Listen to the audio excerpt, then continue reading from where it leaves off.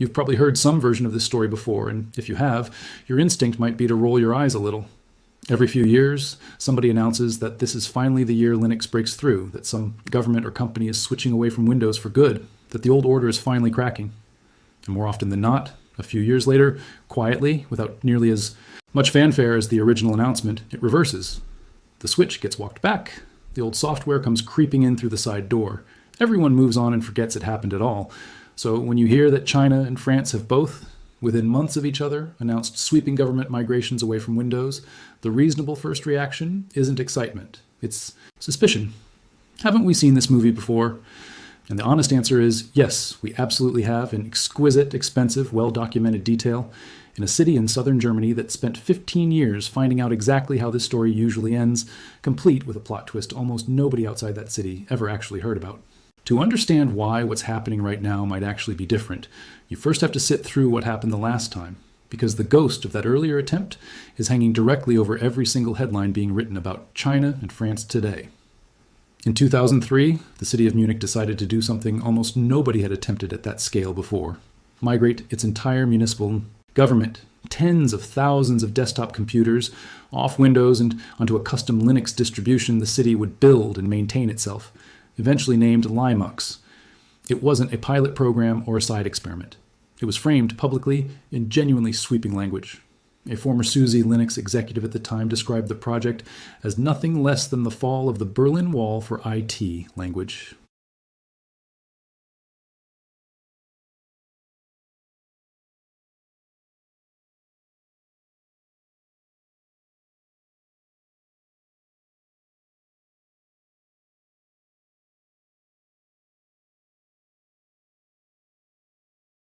It could properly begin building custom tools like a piece of internally developed software called LiMux to handle the city's letterhead and document templates in a way that would satisfy decades of existing municipal paperwork conventions, slowly converting desktop after desktop, department by department, rather than attempting anything close to an overnight switch.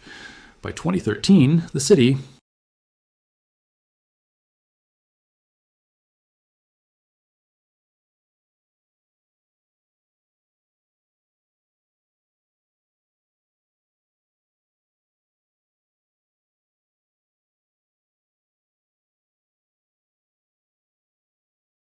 normally used to judge a massive public IT project. On paper, in the numbers the city itself was willing to publish, LiMux looked like a genuine hard-won success story, exactly the kind of case study other governments would eventually point to as proof the whole idea could actually work at scale. And then, within a few years, it fell apart, and the way it fell apart tells you almost everything you need to know about why these projects are so fragile.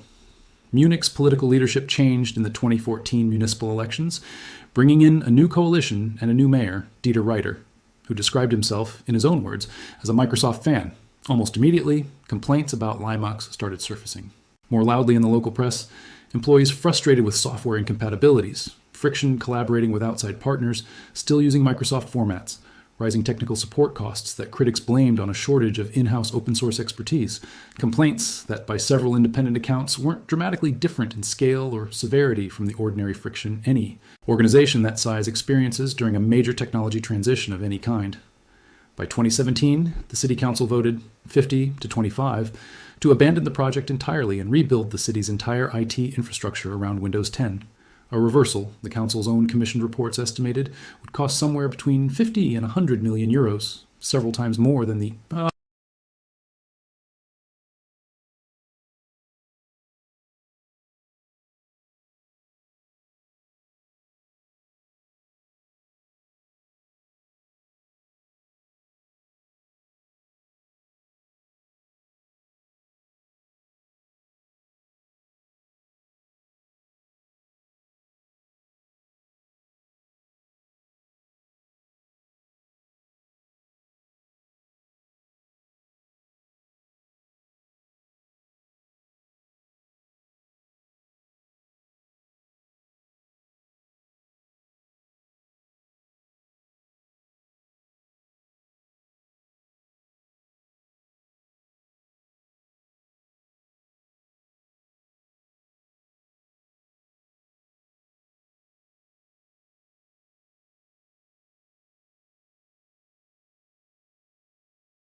something people are still writing about a decade later.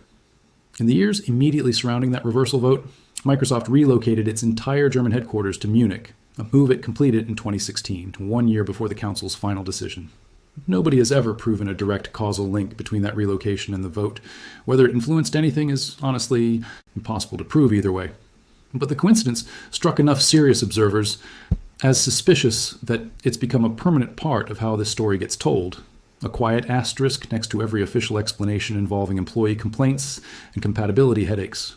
For years afterward, Munich became the cautionary tale, the example every skeptic reached for whenever a new government Linux migration got announced anywhere in the world. See, they'd say, this is what happens. It sounds great in a press release. It falls apart the moment the political winds shift, and taxpayers end up paying for the switch there and the switch back, twice over, for nothing. It's worth pausing here to separate two very different stories that constantly get tangled together in conversations like this one, because the desktop is only ever half the picture. And it's the half where Linux has always struggled hardest to win hearts and minds. Away from the desktop, on the infrastructure that actually keeps the modern internet running, this argument was settled a long time ago and almost nobody disputes it anymore. Linux reportedly powers something in the neighborhood of 77% of web servers worldwide, and that number climbs even higher, past 96%, once you narrow the view to the top million busiest servers on the planet. Every single one of the world's 500 fastest supercomputers runs on Linux without exception. The operating system that keeps losing the desktop argument generation after generation is simultaneously the operating system the entire rest of the internet already quietly depends on and has for decades, which makes every fresh round of desktop skepticism a little harder to take completely at face value. The battle Munich lost was never really about whether Linux could handle serious mission-critical infrastructure. It already had, for years, in rooms nobody in that city council ever had to think about. The battle was, and still is, about whether it can survive the much messier, much more political fight for the desktop sitting in front of an actual government employee. Here's the detail that almost nobody outside of Germany actually followed closely enough to notice, though, the twist buried at the very end of Munich's own story, the part that almost never makes it into the version of this tale that gets repeated as a warning to other cities. The city's leadership didn't stay committed to Windows either, once the dust settled and the expensive reversal had actually run its course. In 2020, newly elected officials in Munich, without formally reviving the original wholesale LiMux migration, quietly signaled a renewed preference for free and open source software in future procurement decisions, and that preference didn't fade back out again. By 2026, Munich's leadership had reinforced that same open source commitment once more. Years after the dramatic, expensive, headline-grabbing reversal was supposed to have settled the question for good, the city that became the textbook example of Linux failing in government is right now in the same year China and France are making their own moves, quietly leaning open source again. The ghost story doesn't end the way the cautionary version of it usually gets told. It just goes quiet for a while and comes back. So hold that entire arc in your head. The ambition, the decade of genuine progress, the political reversal, the suspicious timing, the enormous cost of undoing it all, and the quiet return years later. Because it's the exact template you should be measuring everything happening right now against, rather than taking any single new headline at face value. France's move, announced in April 2026, is the largest of the current wave by a wide margin, dwarfing anything Munich or any other single city ever attempted, in a country with a population roughly 15 times that of the German capital that once stood as the movement's most famous cautionary tale.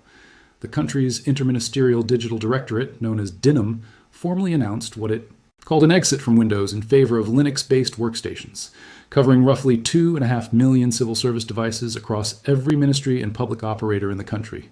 This isn't limited to desktops either. The mandate requires each ministry to file a formal plan by autumn 2026, addressing not just operating systems, but collaboration tools, antivirus software, AI platforms, databases, virtualization, and network equipment, essentially a top-to-bottom audit of every single point where the French government currently depends on foreign, and specifically American, technology, department by department, contract by contract. It follows an earlier announcement that all 2.5 million civil servants would stop using Zoom, Microsoft Teams, WebEx, and GoToMeeting entirely by 2027, migrating instead to a government-built video platform called Visio, running on the open-source Jitsi framework, a switch the government estimates will save roughly €1 million a year for every 100,000 users. Listen to how French officials themselves are actually framing this, because the language is doing a lot of work here. A French Minister of Public Accounts wrote publicly that the country must become less reliant on American tools and regain control of its own digital destiny, adding that France can no longer accept that its data, its infrastructure, and its strategic decisions depend on solutions whose rules, pricing, evolution, and risks it does not control. Notice what's completely absent from that explanation. There's no mention of licensing costs, no mention of employee productivity software preferences. The entire justification is framed as a matter of national control and strategic risk, not a budget line item, which is precisely the language Munich's reversal never had to argue against, because Munich was never sold on those terms in the first place. France isn't inventing this framing out of nowhere either. Digital sovereignty has become an increasingly explicit policy priority across the European Union more broadly over the last several years, showing up in trade discussions, cloud infrastructure procurement rules, and data protection enforcement as European officials have grown steadily more vocal about their discomfort with how much of the continent's critical digital infrastructure sits under the legal jurisdiction of a single foreign country. France's Windows exit isn't an isolated national eccentricity. It's one very large, very visible expression of a policy current that's been building across an entire economic bloc, which makes it considerably harder to dismiss as one government's temporary overreaction to a single news cycle. Then, within the same year, almost as if on cue, China made its own move, and the timing of this one carries a very different kind of significance. According to reporting that surfaced in the last week of August 2026, the Chinese government ordered a set of state agencies to replace Windows 10, China Government Edition, a specialized build of Windows created specifically for Chinese government use with domestically developed Linux distributions, most likely Kylin OS or UnionTech's UOS, both of which trace their roots back through Debian and the broader Linux ecosystem. Here's the detail that makes this particular move worth sitting with a little longer. That specialized government edition of Windows was already scheduled to reach the natural end of its supported life in February 2027. China didn't need to rush anything. The clock was already running out on that software on its own through completely ordinary, unremarkable end-of-support scheduling, the same kind of deadline that pushes millions of ordinary consumers to buy new laptops every few years. Instead, reports suggest China is moving to pull that deadline forward, replacing the software months ahead of when it would have naturally expired anyway. When a government accelerates a transition, it could have simply let run its normal, unremarkable course. That's not the behavior of an organization casually taking the path of least resistance. That's the behavior of an organization that's decided it doesn't want to wait even a few more months inside a system it's already decided it no longer trusts. It's also worth remembering that China's relationship with Western technology has been growing more openly adversarial for years now, playing out across semiconductor export controls, tariff disputes, and an increasingly explicit domestic push towards self-sufficiency in everything from processors to operating systems to the software running on top of them. Kylin OS and UnionTech's UOS aren't brand new experiments built overnight in response to this specific announcement either. Both have existed for years as government-backed alternatives, quietly maturing in the background, specifically so that a moment exactly like this one would eventually have somewhere ready to land the moment leadership decided the time had come. That's a meaningfully different posture than Munich's original leap into LiMux, which had to build much of its own tooling essentially from scratch, in real time as it went, without any comparable domestic alternative already sitting on the shelf waiting to be deployed at scale. Two of the world's most significant governments, ideologically opposed to each other on almost everything else, from trade, policy to human rights, to the basic structure of their own political systems, moving in the exact same direction in the exact same year, each independently deciding that continued dependence on a single foreign company's operating system was no longer acceptable. That's not a coincidence you can wave away as ordinary IT modernization, and they aren't alone. Germany's Schleswig-Holstein confirmed its own plans to migrate tens of thousands of systems back in 2024, building directly on the LiMux adjacent lessons Munich had already paid dearly to learn, having spent years quietly piloting LibreOffice before committing to the wider operating system switch, precisely the kind of cautious, incremental groundwork LiMux itself lacked in its earliest years.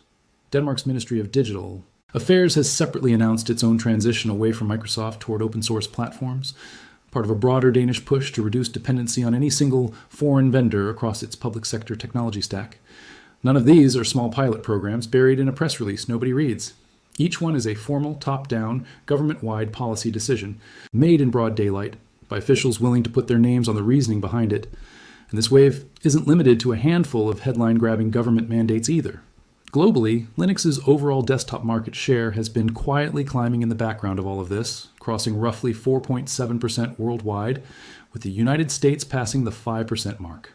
for the first time in mid-2025. India, notably, already sits far ahead of that curve, with Linux adoption reportedly above 16%, the highest of any major economy. A reminder that this isn't purely a story about wealthy Western governments having a crisis of confidence in Silicon Valley. It's a broader, slower shift that the France and China announcements are simply the loudest, most concentrated expression of right now. So, what's actually different this time compared to Munich in 2003? It's tempting to say scale, since France's 2.5 million devices dwarfs anything Munich ever attempted, but scale alone isn't the real answer, because a bigger failure is still just a bigger failure, more expensive to reverse and more painful to unwind publicly, not necessarily less likely to happen in the first place. The real difference is sitting in the justification itself, in the specific words officials are choosing to use in public, on the record, where reversing course later would mean contradicting themselves in a way that's much harder to walk back quietly.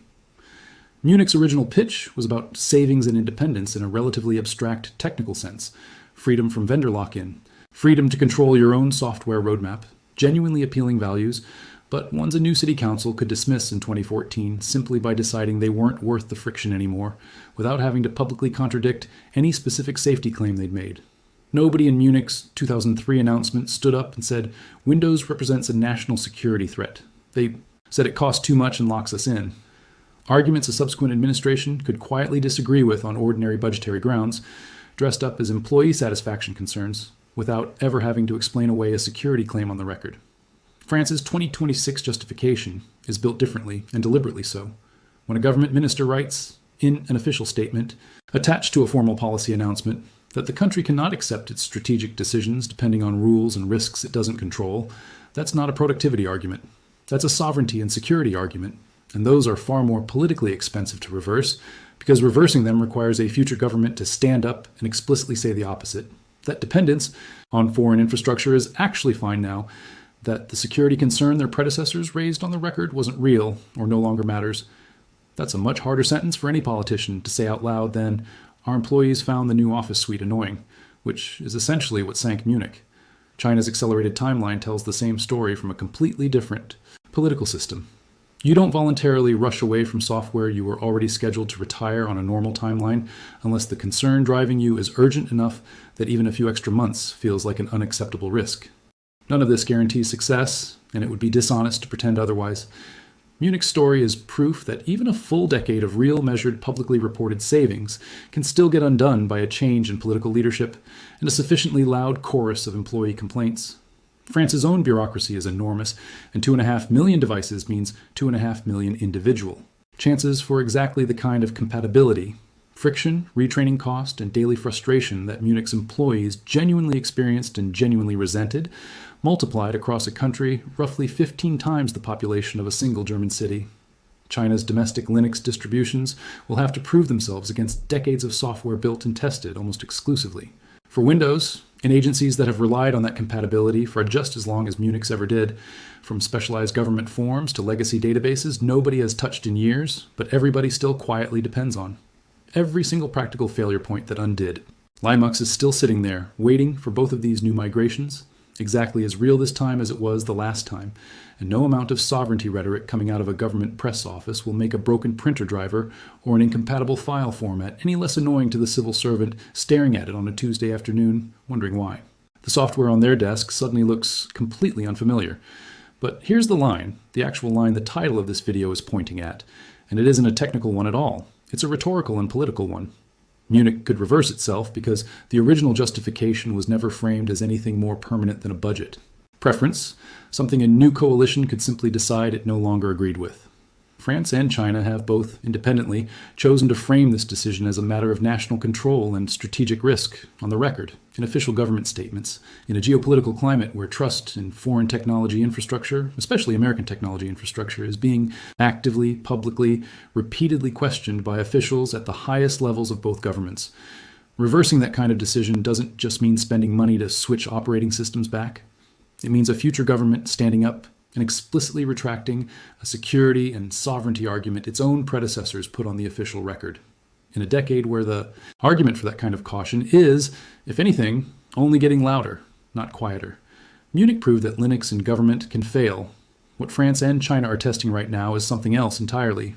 whether a decision framed as national security instead of national budget can actually survive the next change in political leadership the way Munich's never did. Nobody knows the answer yet. But for the first time, the line these governments have drawn isn't about which software is cheaper or more convenient. It's about which government still trusts the other one enough to keep depending on it. And that's a question a spreadsheet was never going to answer either way. Think about what it would actually take for France or China to reverse course the way Munich did, and you start to see just how different the political mechanics really are this time. A future French government wanting to switch back to Windows wouldn't just need to argue that Linux was inconvenient. It would need to stand in front of the same public that watched its predecessors declare American software a threat to the nation's strategic autonomy, and explain, on the record, that the threat was overstated or has simply stopped mattering. In a political climate where distrust of concentrated foreign tech power has only been growing louder, not quieter, that's an extraordinarily difficult argument for any elected official to make credibly, especially if nothing about the underlying geopolitical tension has actually eased in the meantime. China faces an even steeper version of the same problem, since walking back a domestic software mandate would mean publicly conceding that self-reliance wasn't achievable after all. A conclusion. No branch of that government has much incentive to reach for, regardless of how bumpy the actual technical rollout turns out to be. That doesn't mean either migration is guaranteed to work smoothly, or that either government won't face its own version of the compatibility headaches, retraining costs, and internal grumbling that plagued Munich for over a decade. It means the trapdoor Munich eventually fell through, a change in political leadership, finding it easy and low cost to simply reverse the underlying justification, isn't sitting directly beneath France or China the same way. Munich's argument was a preference. France and China's arguments are, on paper at least, closer to a warning already issued on the record, about a risk their own governments say they take seriously. Warnings are much harder for the person who issued them to quietly take back, and every additional government that stands up this year and repeats some version of that same warning in its own language, for its own reasons, makes it that much harder for any single one of them to be the first to quietly break ranks and admit it didn't mean it after all.